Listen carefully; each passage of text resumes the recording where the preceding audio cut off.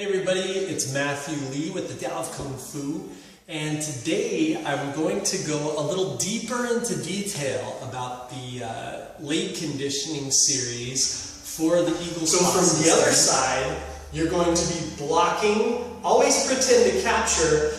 99.9% of the time, you're never going to grab, especially if the person's punching. It's ridiculous to think that you would have the speed to grab a punch. Even a bad punch, it's really difficult to grab. So that concept, don't even think about it. You're just going to hurt your fingers trying to grab somebody's punch.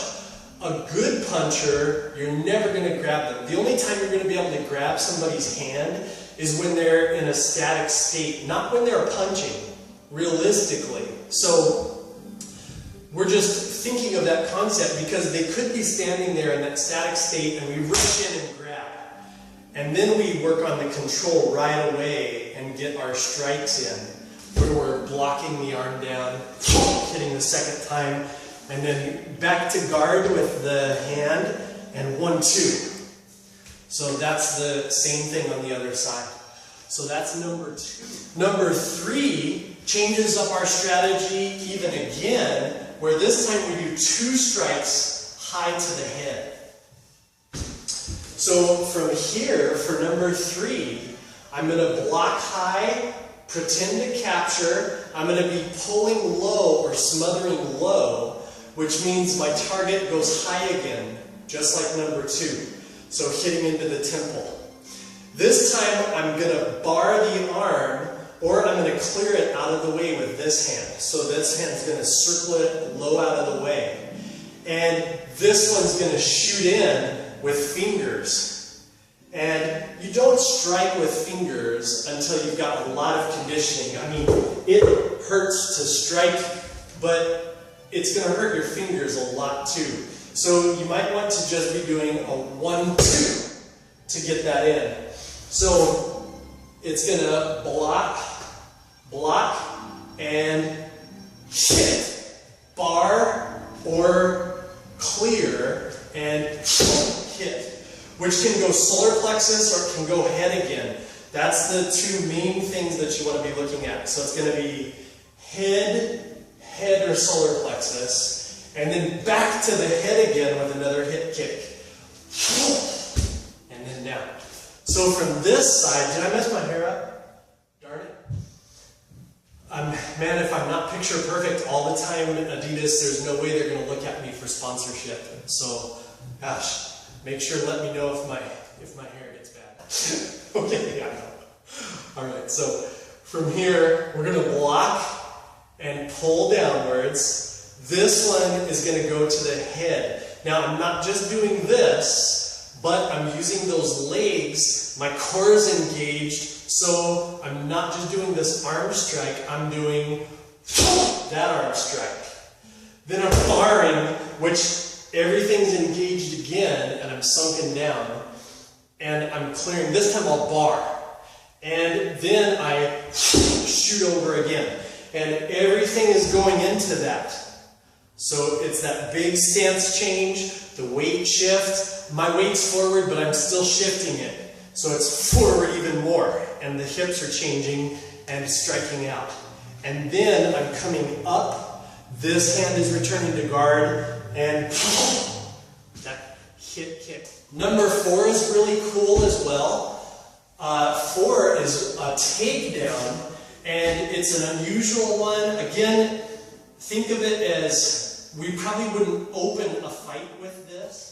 I always call I call them initials and finishes, or I know Kempo, we call them our techniques, like a lot of times prefixes and suffixes and all of this type of stuff. I call them entrances and exits. That's my verbology that the genius of me created. So don't roll your eyes. I get to say whatever I want on video. So everybody's so quiet. I start talking genius and crickets. Not even crickets. That's okay. I call them entrances and exits. In the middle is a maze. So you run into dead ends, that's if you make a mistake. Or you find the fluid way through and you go to the exit. The exit being the big finale move that like is the Jet Li, tornado kick, pow, and the other person flies off like, a ragdoll.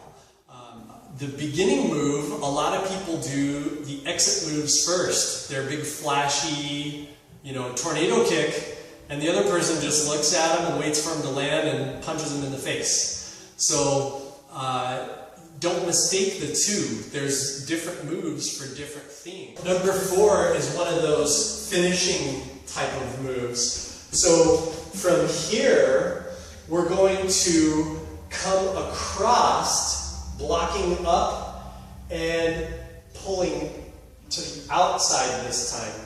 So this would be more for like a round attack. I'm clearing it that way. The hip, the knee, the foot all point this direction. And the second hand comes up and grabs as well.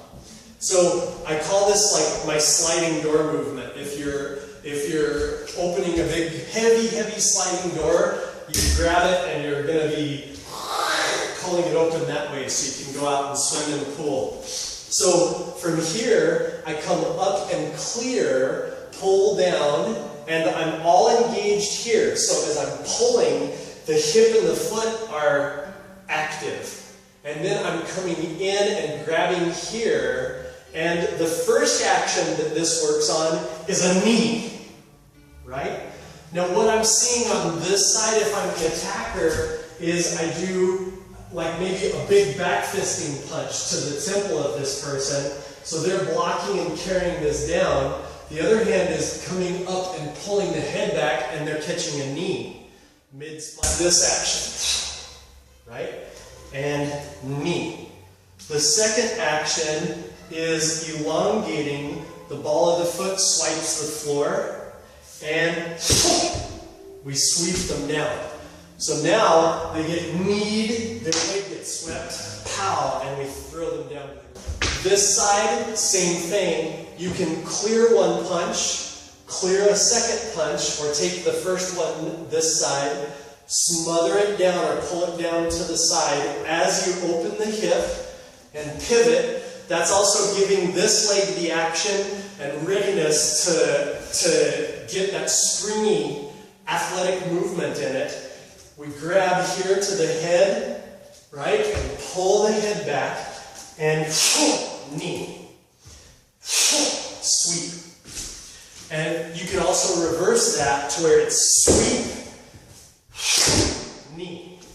Either way, one where they get a little bit wobbly and catch. So it's a complex movement. It's not one you're going to start a fight out with. You'll get destroyed.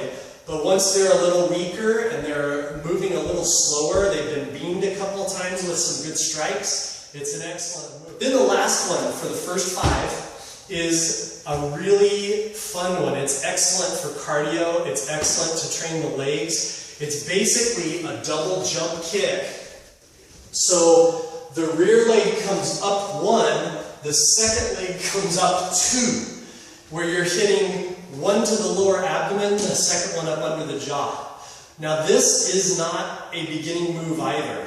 This is like you've gotten your timing against the individual and you've gotten your distance against the individual. You know them really well, and all of a sudden their center line opens up for whatever reason. They're coached poorly, right? And you start from here and it's just 1, 2. Now, I don't like that action of the double kick. I like doing a flying knee much better. I think it's just more realistic and it leaves you much less vulnerable to counterattack in case you miss or in case it doesn't do the damage that you're picturing is going to happen in your head. I always imagine like I'm going to do this and the person's going to double over and cry and beg for mercy. And then I'm like picturing this in my head as that doesn't do anything, and then I'm getting blasted and I'm like, Mommy! The one that I like for number 5 feel free, half the time I train the double kicks, the other half the time I'm coming up and doing a double block, like if they're pushing or grabbing me. So this is close quarter, and I'm capturing them, whether it's on the shoulders or the back of the head, and I'm doing jump pow into the knee. And that's the action that I think is much more realistic in a fight and would work better. If I'm here and I'm fighting and they throw something, I can leap and grab and hit. So that's what we're looking at, that flying knee. So from here, it's coming up, and then down. And then I come up and I'm set. So that's 1 through 5. Conditioning wise, I'll do another video soon that's talking more the rapid movement as if we're using them for fighting combos, which is also really fun. But this is the conditioning aspect of it, and then the fighting theory and concept in it. So best of luck with your training, and as always, thanks for watching. I'll see you soon.